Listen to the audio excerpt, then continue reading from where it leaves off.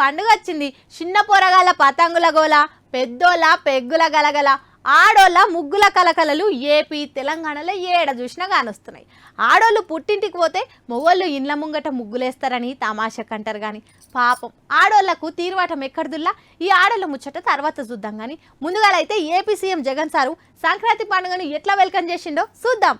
ఓయ్ రాముడులే, అయ్యకు దండం పెట్టుకో, అమ్మకు దండం పెట్టు, రాష్ట్రమంతా సల్లగుంటదో చెప్పు అని గంగిరెద్దులు ఆయన ఆడిస్తుంటే డూడు బసవన్నకు దండం పెట్టుకుని ఏపీలో సంక్రాంతి పండుగకు స్వాగతం పలికిండు CM Jaganmohan Reddy sir.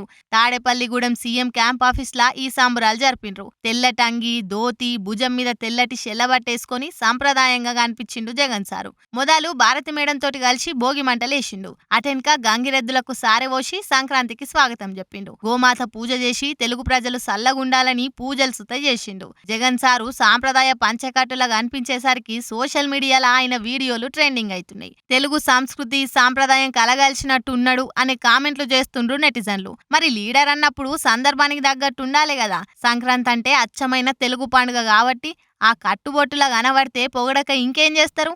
Camp office కాడ టీటీడీ నమూనాతోటి ఏర్పాటు చేసిన గుడి సంక్రాంతి ఉత్సవాలకు స్పెషల్ అట్రాక్షన్ అని అంటుండ్రు నెటిజన్లు. ఇక ఇదిట్లుంటే సీఎం కు సంక్రాంతి విషయం చెప్పేటందుకు లీడర్లు తాడేపల్లిగూడెంలో లైన్లు కట్టిండ్రు. వాళ్ళని చూస్తుంటే తమిళనాడుల జయలలిత, శశికళ సీన్లు యాదికొచ్చినాయని నెటిజన్లు కామెంట్లు చేస్తుండ్రు. ఆగో అట్లెందుకు అంటారా, ఎలక్షన్ టైం కదా, గిట్లనే టికెట్లు సీట్లు కింద మీద అయితాయని లీడర్లు మస్తు ఫికర్ చేస్తుండ్రట.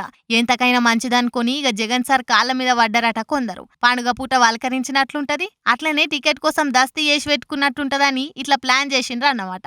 ఇప్పుడు చెప్పుండ్రి, కాళ్ళ మీద పడుడు, ఒంగి ఒంగి వందనాలు సమర్పించే ట్రెండ్ ఏడికెళ్ళొచ్చిందో.